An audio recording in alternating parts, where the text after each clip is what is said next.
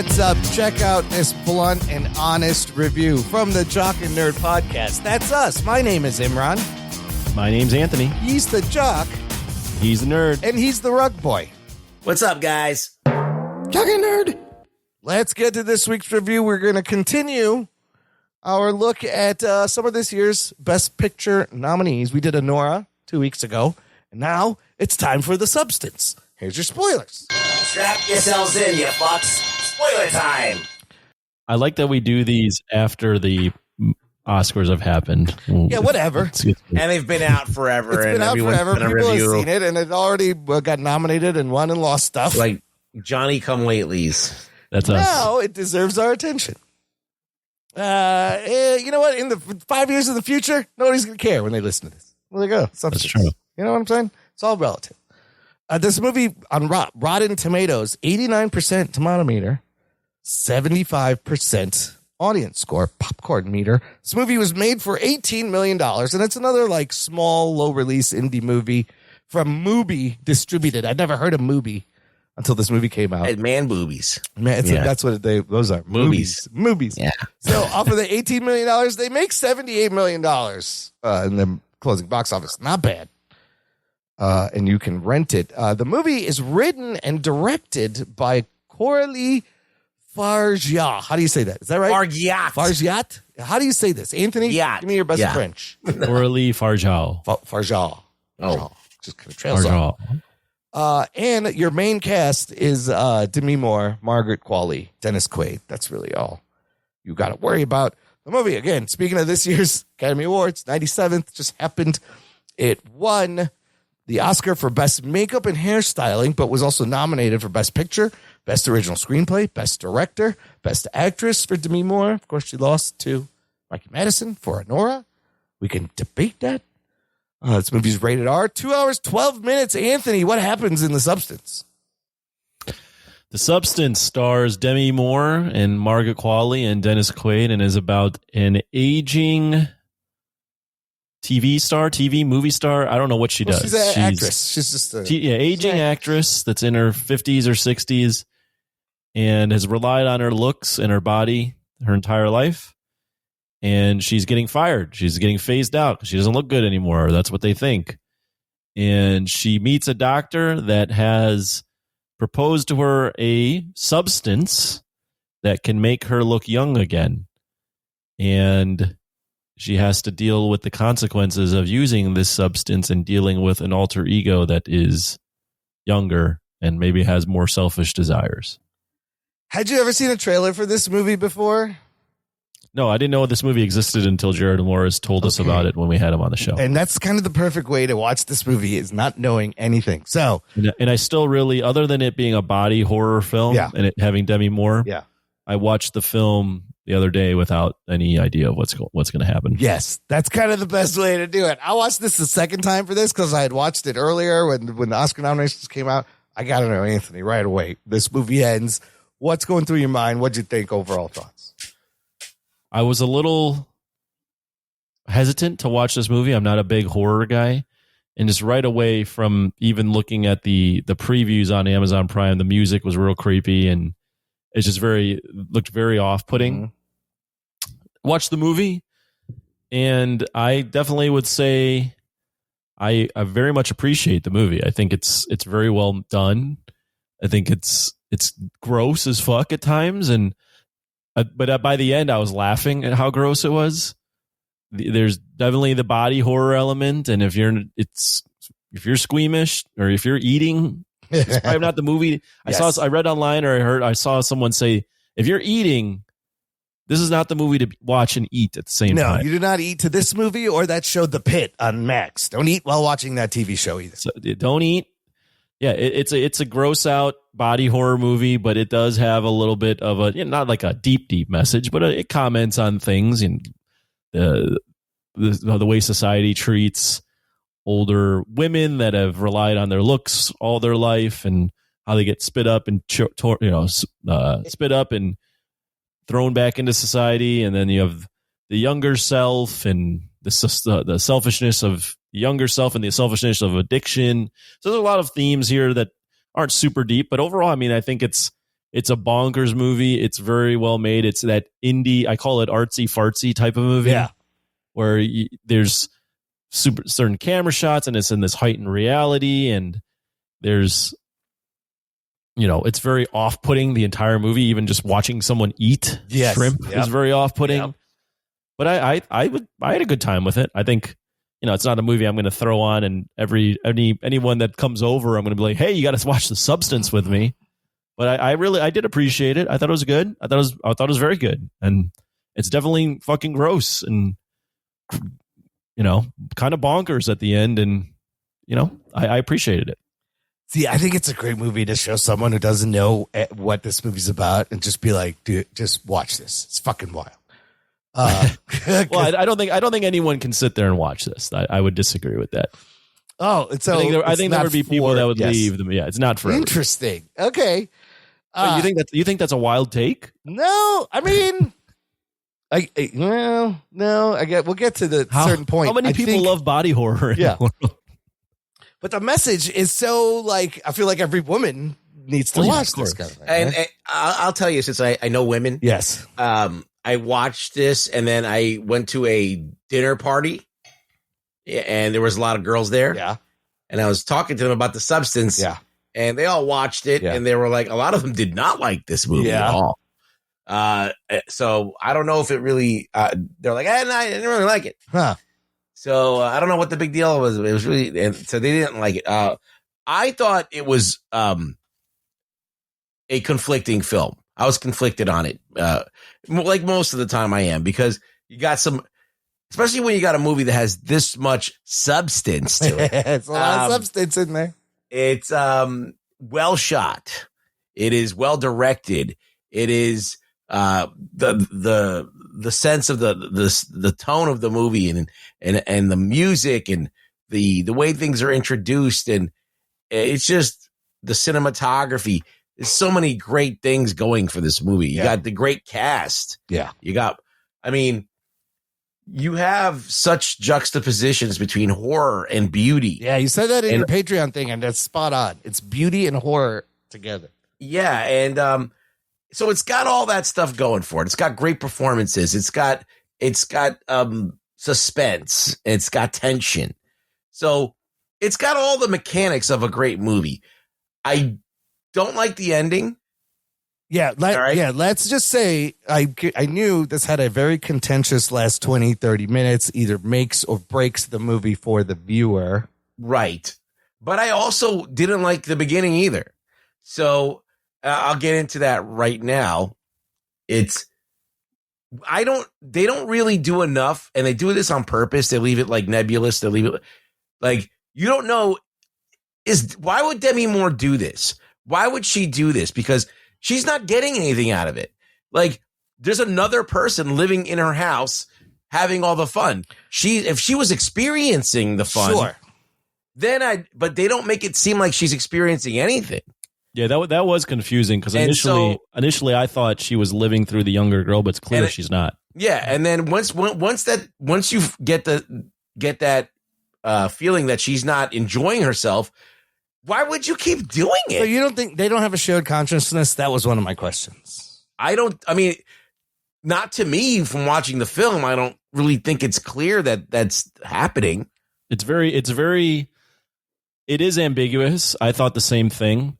I think the mental gymnastics I will perform to get there is that there's a small part of her that can feel it, that feels something that is happening. Otherwise, you're right, Ruggs. Why would she let this keep going on? Okay, hold on. Here's my counter. And I kind of have to disagree, Ruggs. As far as character development, I thought the opening montage of this movie is fucking brilliant. The shot the opening, of the Hollywood Walk of Fame, right? That whole sequence tells you everything you need to know about Elizabeth Marvel when we meet her. Elizabeth Sparkle. Sorry, not Marvel. That's a different person. That's actually an actor, Elizabeth Marvel. Everything you need to know. She was loved. She was hot. People were talking about her. People stopped talking about her. Her star's cracking. They're spilling food. Now she's done up and she's relegated to fitness shows, a little bit like Jane Fonda. So right away, the whole movie is a great example of show, don't tell. Like, there's a lot of brilliant things. Now, I think she thought what was going to happen was what I imagined was going to happen in this movie, and it completely throws you off. I thought this thing, you inject it, you go to sleep, and you wake up as a younger person, as a younger version of yourself, right? The reveal of what actually happens, that she fucking comes out of the back, is wild, and I did not know that was coming, and I was like, oh, holy shit, it was fucking amazing. Right. So, like, and even that is improbable and doesn't make sense in any way. In like, this reality. She supposedly, the egg situation, they show you the egg. The split egg yolk opening. Where they split into two different people. Yes. Okay, fine. But the blood transfusion to your consciousness, none of that really makes any sense. Well, the switch is weird. Yeah, how it actually happened. But, like, you don't got to worry about the mechanics. Regardless, you got to go along with this suspension of disbelief. So you got to, as I said, you got to take the basic premise. I said this in my review. Like, a movie has to, again. As a big ask. Every movie that's not real about reality and that's whatever has a big ask. It asks you to, like, go along the ride for this. Believe this thing. Believe Superman can fly. You believe this. But, like, then, like, once you believe that, other things have to kind of exist in a reality so you can kind of go along with it. So, yeah, I'll believe that Demi Moore can split into two people. Yeah. But I don't like the reason for it, and I don't think she's getting anything out of it. Yeah. In fact, it's hurting her, right? As you see. Yeah, and it's just like, it just seems like, why would she do this? And I feel like that, and if I was Margaret Qualley, and I knew that I was actually, fucking up the balance and this and that, I would probably not be as reckless, right? Yeah, but she's young, impetuous. I think that's loved. Margaret Qualley is young. She's a younger version of herself. She's also addicted to that version of herself. Yes. So it's similar to, I saw it as, it's similar to someone that's an addict. Yeah. Whether it be alcoholism, whatever, you name it, where they're just living for that next high. And it's clear to me she's like, I will drain the juice out of Demi Moore to live. Yeah. Because I just need to get to the next thing. I need to get to the evening show. I need to get to New Year's Eve. I just need to get to the next thing. And then when I get there, I'll worry about what happens next later. Well, okay, fine. Even if I go along with that she's addicted and she went to the point of, like, creating a monster. Yeah. Right. A version of herself and being fine with that. Like, not being, just like, now this girl who's completely so disgusted by Demi Moore, but she's okay with being a monster and decides to show up at the show. Like she's gone crazy at this point, I guess. I think she's just gone crazy. But the other people, they don't seem to notice. Like, the guy opens the door for her. Well, I think a little bit of it is hallucination when it's her point of view. No, I know that there's a point where she's wearing the thing, she's imagining. But they do end up screaming at her, and you get that crazy ending. I think just stay there real quick before you switch. Yeah. I think to that point, it's supposed to be this, like, heightened reality. Yeah. Like, for example, we don't know what show this is. Why are they looking for new actresses on the back of a newspaper? Yeah. Like, these are all, it's not supposed to be a real reality. So I think no, but I mean, as I said, you make your own rules, you don't break them. Right. So the fact that this whole place is all about beauty, right? Like, an old lady is terrible, but this gigantic monster, they just let it in, and she had a good disguise, man. Yeah, it's just crazy. She had credentials. I mean, she's walking in, but also it's an evening New Year's Eve show and everyone has their top off, which, by the way, I was not complaining. Why was there topless dancers at this New Year's Eve show? It was amazing. Wait, it's crazy. What is that about? What channel is that? What New Year's show is that? I didn't see that on Dick Clark's fucking Rockin' New Year's. The fuck is this? Yeah. Look, that whole scene, first of all, you never make a copy of a copy. Everybody knows that. That was when she made that decision. I was like, "Oh, girl, but she's an addict. She's doing that. She's an addict. She loves being loved, right? And even Elizabeth Marvel could have stopped. They gave her Sparkle. Sorry, Elizabeth could have stopped. They give her several. There were several times, and she decides to keep going, even though she's withering and she's fucking up her life. That's why I think there's a small part of her that's living it. Yeah, because otherwise, like Rugg said earlier, it doesn't make any sense why she would go back to it. This person is clearly killing her.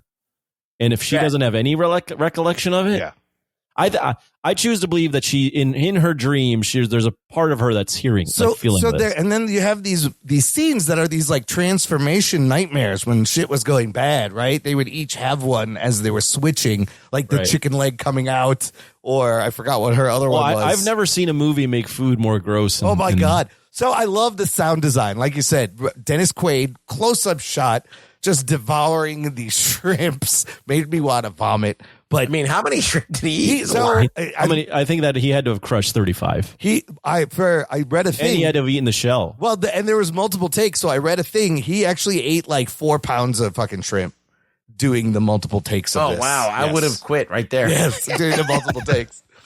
But let's talk about the juxtaposition. Okay. You got gross out, blood, nightmarish imagery. You have a sexy music video right in the middle. Then you got Margaret Qualley, which is she's wearing prosthetic boobs. Yes, we see both of them nude, know. and we're sorry to bust anyone's bubble. Those are prosthetic boobs. They look great though.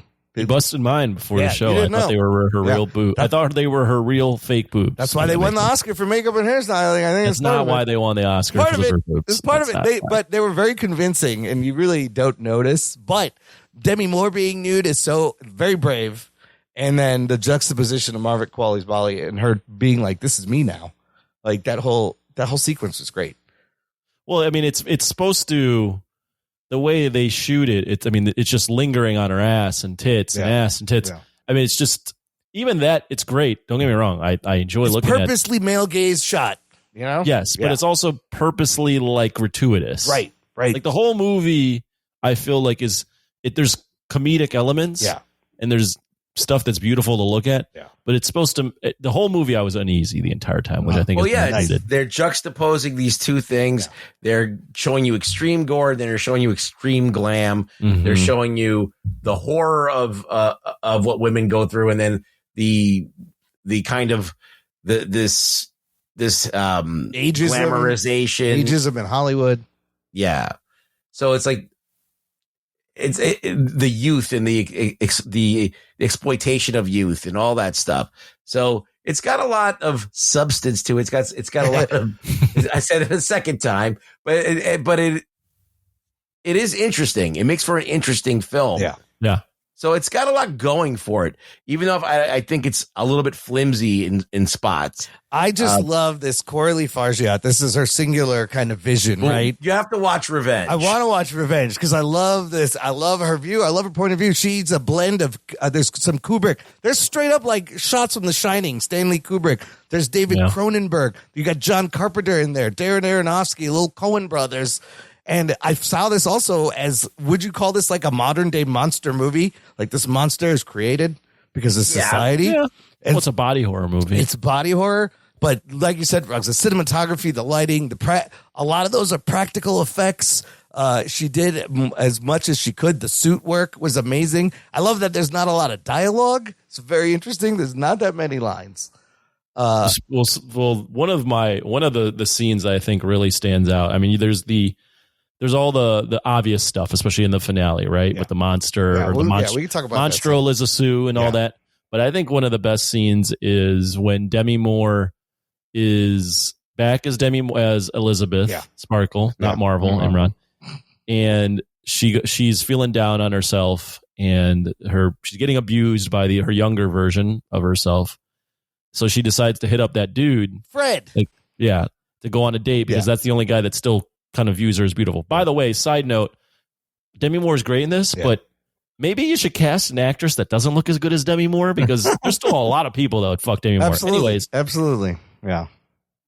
When Demi Moore has that scene where she's about to go out and she's looking in the mirror and she's like happy with herself, and then she keeps looking in the mirror and finding something wrong and changing herself, and by the end she's just fucking like messing up her face and misses the date. So good. I thought that was a great scene without any dialogue. Yep. And I also think it's somewhat relatable to everybody because there are times in every person's life where you look in the mirror and you're like, I'm having a bad fucking hair day. I just don't look good. And you keep fucking changing how you look and it never works. She just takes it to the nth degree where she's like messing up her face like the Joker by the end. I thought she was going to rip off her face. No, and she's getting really uncomfortable. Yeah, if you read the behind the scenes, they did so many takes where she was starting to bruise her skin and they had to stop. But that's your Oscar moment, man. That performance, the she does one of the vulnerability that she shows, like you feel it. I think it had to be the director that was the draw, because if anybody ever saw Revenge, it's a pretty crazy movie, but it's also very well done. And maybe that's what got to get Demi Moore to commit to doing something like this. Like, she had to love the script, or she had to love the director, or maybe the director was able to connect with her and make her feel like, yo, you should go for this. Well, what's the last thing, though, on that note that Demi Moore's really been in that's been anything? Oh, that is a very good question. And she's in Landman.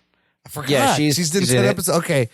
So there was I'm talking about on movie. Yeah, what so movie the has she last been in? Oh, she was in the Unbearable Weight of Massive Talent. She had that small cameo. But again, what's her movie? There's something called Please Baby Please, Songbird from 2020, 2022, but nothing. The biggest thing, the movie that I heard was like the biggest one she'd been in a while was Charlie's Angels. So that's 2003. That is probably right. Yes, she was in Charlie's Angels full So throttle. I think she takes this role because, one, she's not getting a lot of good roles. Yeah. Two, it's kind of synonymous or equal to what's happened in her career. Yeah, it's absolutely meta. Yes. Right? Yes. She was a smoking hot Brat Pack girl. Yep. Relied on her looks. 90s movies. Yep. All those movies she made were all about her looks, really. Yeah. And then now she's kind of washed, right? It's the perfect casting. I think she's the perfect for this. She probably saw it and felt connected herself. Yes, role, because of that. Or maybe the role was written for her. I don't know. I don't know the behind the scenes. And I mean, it's so meta because she's pulling in a lot from her own. And then even at the point that she loses the Oscar to 25-year-old Mikey Madison, I was like, it fucking came true. Took off her top in her movie. Yes, she did too. They both did. Again, Demi Moore needs to win an Oscar in a movie where she takes off a top. There's a lot of those. Go look them up. But should we talk about that ending scene? Yes, the last 30 minutes. Yes, because the mechanics on that, I don't understand how they both can be alive at the same time. That part was crazy when they're like, you can't be awake at the same time, and suddenly they are, and Sue is just like, I gotta kill this old bitch. Eats the shit. Chase, that suit is crazy, and she's like, I gotta kill it. Demi Moore walking around like she's the Hunchback of Notre Dame. So good. Look great. And then she gets her face smashed into the mirror several times. Do you remember the old man from the Great Adventure commercials? Oh, yeah, the dancing dude. She looked like that. Yes, she looked just like that guy. But the attack is, I mean, she's covered in blood. So that was fucking wild. And then I love when she's run out of spinal fluid. Oh, the whole of the spinal fluid getting more and more gross as she kept going. It was fucking. I mean, there's so many things in terms of. I mean, you have needles, you have fingernail removal. Yes. Oh, then her teeth fall out. Yeah. Her fingernails are coming out. Her ears fall off. She's got to make a copy of a copy. Not a good idea. Remember, you used to dub VHS tapes back in the day. The copies were never good. Just gets degraded. Never make a copy of a copy. So then Monstro Eliza Sue is a fucking wild, wild thing. And at this point, I think this is the point where you're either howling and you're in for the ride. When she's doing her hair and putting on her that's earring. That's going to help. I love she had the earring and she's like, where's my ear, do you think? Oh, it's right here. It was just beyond me. Like the character that all is about the beauty is like not noticing that they look like this thing. I mean, Elizabeth's face is on her back and she puts the dress back on. Oh, yeah. And glues a photo of Elizabeth onto her face. That's an interesting choice. Like, it wasn't of Sue. You ever notice that the photo of Demi Moore gets more and more ugly as the movie goes on? It's like the Dorian Gray thing. Yes, it's very picture of Dorian Gray is another inspiration. Absolutely. Or Jekyll and Hyde. Yeah. The moment, again, so a little bit of hallucination. She goes out, there's topless dancers, and then she's talking, and then a boob just falls out. A detached fucking boob. What? Oh, shit. What? That was wild. I was like, what the fuck? And then people finally start screaming, calling her a monster, and a guy knocks her head off, and then it regrows. Like, this is like John Carpenter's The Thing. And then the arm snaps off, and like Carrie or any Stephen King movie just douses the entire audience blood. When she douses the entire audience in blood, I was I started laughing. I was howling. You definitely should be howling at this point. I needed to have a reaction. I wasn't laughing at the film as this is a joke. Yeah. But I was just so flabbergasted by how it got there. Yes. That I just started. I couldn't help but laugh. I think it audibly said, "Get the fuck out of here." I was like, holy shit, what is happening? They used over 5,000 gallons of fake blood. That was all a practical scene right there. And actually doused everyone. Holy shit. And then she's running down the street. She's disintegrating, limbs snapping off. And then she falls and kind of pops like a pus blister. And then her face part starts to crawl away and it just poetically lands right where we started, on top of Elizabeth Sparkle's Hollywood star, and just dissolves. And then there's the street like cleaner. A placenta that's moving around. I don't know. It's got little arms and it just scooches around. And then it's pretty nasty. The funniest bit is the street cleaner just comes by and wipes her up, and her career, the whole movie ends where it starts. Now, a lot of people hated this ending, and a lot of people were just laughing like us. I fucking loved it. I thought it was, the thing is, I think the studio wanted her to change it, but this is Coralie's movie. And I think she was like, this, it was maybe a little too indulgent. Change it to what? I don't know. It's maybe a little too indulgent and wild, but this is what they want to do it. You mean change it from her turning into a monster? What else could you would have to change that whole sequence? Who wanted her to change it? The studio, maybe, I believe, was like pushing back. See, I would have, this is how I would have ended the movie. Okay. I would have, I don't know if I would have had that last transformation, but if I did, if that was the only way to go, I would have had, instead of her showing up thinking that she's going to be on the show, that she shows up wanting to kill the guy. Oh, that Randy runs Quaid. the place. Yes. And then so because she did all this because of him, because he fired her. Well, she heard him in the bathroom. Yes. Yeah. And so she wants to get revenge. So she doesn't go there trying to be like a pretty girl. Look at me, I'm pretty. She goes there as a monster and kills everyone. That monster was both of them, right? Or it was it was Sue and Elizabeth. Yes, it was like a combo. There. Yeah, I think the monster's just nuts. It's so great though. No, I'm saying in two ways. Yeah. The monster in the film is nuts, but then also obviously it's a nuts scene. I did not think that was going to happen. Like a lot of watching this movie the first time, I was like, it was a big ask for me to believe that she wanted to be a beautiful girl admired on this in this New Year's show. I mean, even if she was crazy, mentally crazy, I don't know. It's just the one little stretch part is like she does terminate it. She gets the termination kit and injects her, and then immediately regrets it. Right, because she sees herself and sees that she has a New Year's show. She says, everyone's going to love you. She sees the card. I mean, before she covered up everything of Elizabeth. But then instantly she's like, no, I need to be loved. And then they do the thing. So that was an interesting choice because you got to bring her back. You fucking terminated her. Well, once they announced the New Year's show, I went there. Something's happening during this New Year's show. Or like the night before, right? Yeah. No, I thought she was going to transform during the New Year's show. Oh, she's just going to fall apart. Obviously, they did it a little prior, but yeah, I mean, it's a wild movie. It's a wild movie. It's wild that movie got nominated for Best Picture. I don't know how, Imran, you think this is a watchable movie for everyone that exists, but most people would not want to go and sit down. I feel like it's an important movie to watch, but yeah, I mean, it's Gerald Morris. It's an interesting movie. Important. Gerald Morris did say, the Academy has a bias towards horror films, so that I'm also surprised. I mean, you don't need him to say that. There's only ever been one movie that's ever won the Oscar that was a horror film, and that was Silence of the Lambs. That's a debatable horror film. Yeah, that's more of like a thriller, psychological thriller. Here's some unanswerable questions. She builds a whole fucking secret room, pours concrete and all this all by herself. Yeah, that's great. It's interesting. She just starts fucking doing construction. Yeah, it's just that sledgehammer. And I was like, that's a flat concrete floor in there. Did she pour that? How did she get what the hell happened? She's not even looking at like a phone or directions. She just knows. Maybe she's restored a bunch of houses. We don't know about her backstory. That little dream sequence where she brings the guy home and he unzips the back of her thing and her guts just fall out the back. That's fantastic. The next door neighbor is also great. He's like, I got a big hammer.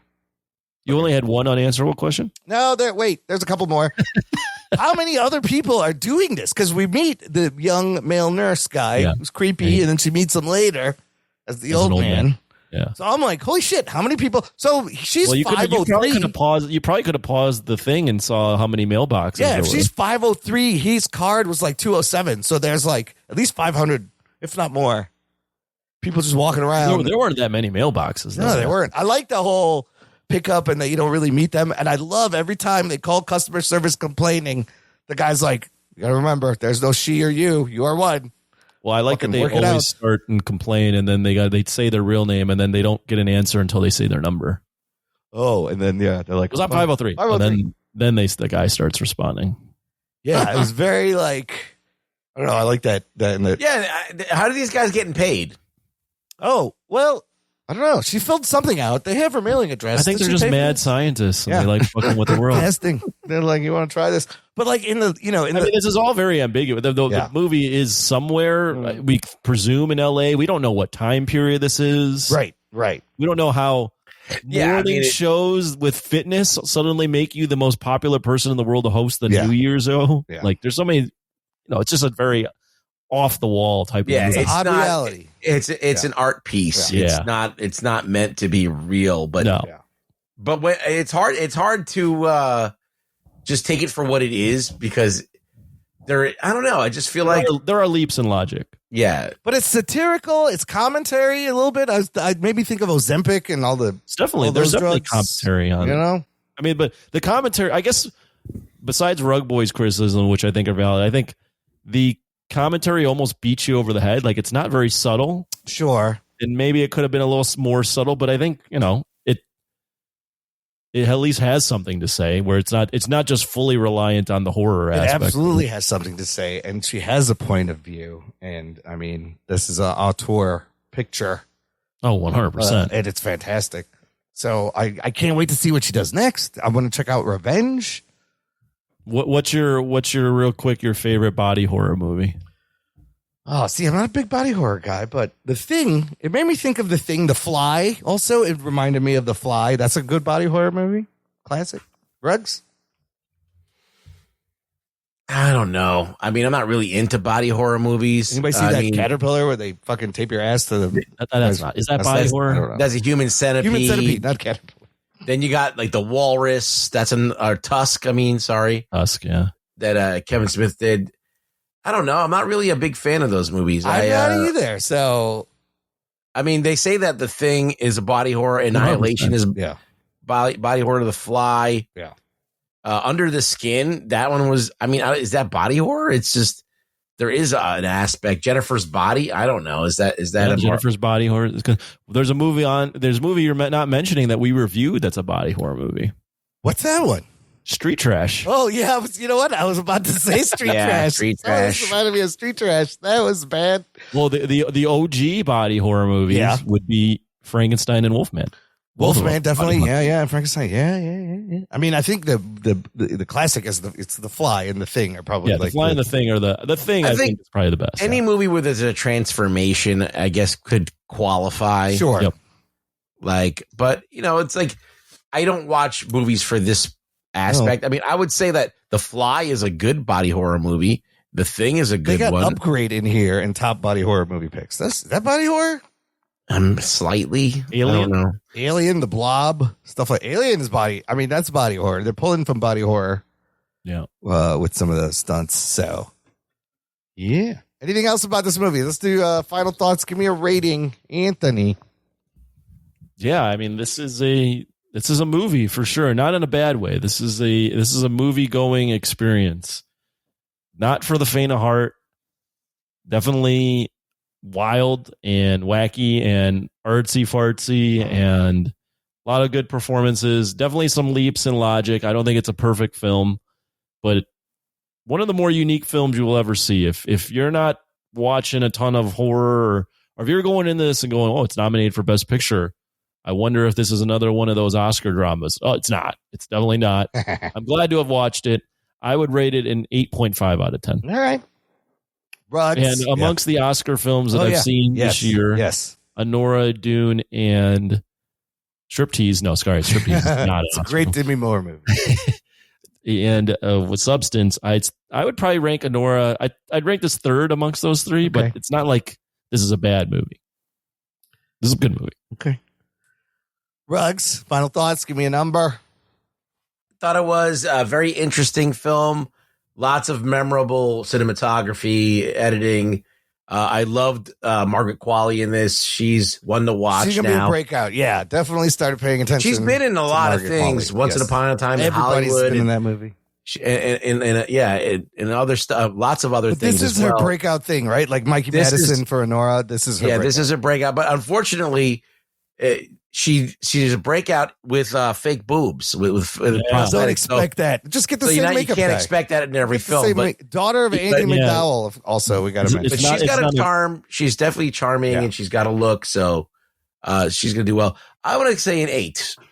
This isn't a Margot Robbie / what's her name? The girl Sydney that Sweeney? Sydney Sweeney type, where it's Right. the real boobs that you saw. Unfortunately, These are Yeah. idealized perfect boobs because that's the character. Would you say 8? Yeah, I'll give it an 8. It's a solid recommend. It's a good movie. It even though I have my problems with it because of it's so ambiguous that you can't really, and I hate that. Like make a decision, make a decision, make a choice. But that's why I took off a point or two. But yeah, it's good. You should check it out. It's definitely memorable. Yeah, I love this movie. It's fucking wild, unexpected, surprising. It's got commentary. It's got great practical effects. And yeah, it was just a fun fucking ride. And I love talking about it. I'm going to give it a 9. I thought it was fucking great. Love the substance. And I can't wait to see more movies from this director, though. yes, like I said, I can't wait to see what her next thing is. It's just sad that every movie that is made by this director is all about gore. Oh, really? But Revenge is also? That's her thing. Oh, huh? yeah, it's bloody as hell. Oh, she likes that. That's fun. But it's also naked. There's like naked women and blood in all of her movies. Beauty right? and horror is her Yeah. themes. And to rank it up to this year's Oscar movies, like, I don't know, like this, I like this as much as I like the Nora, but for like different reasons, completely different reasons. So they're all good movies. I don't know. I'm not going to rank. well, way to rank it there, everyone. I don't know. Man, it's hard because I still want to see, because I've seen 4. I still want to see the others, but What 4 have you seen? Nora, Yeah. Enclave, Oh, you see. Dune Part 2, and The Substance. Wicked is, I think, coming out on Peacock. It's out now. It's out on now. Peacock. Nora is on Hulu. I watched Wicked. Oh, I yeah, saw you it. saw it. So Oh yeah, we know he doesn't like it. we know what you think about Wicked.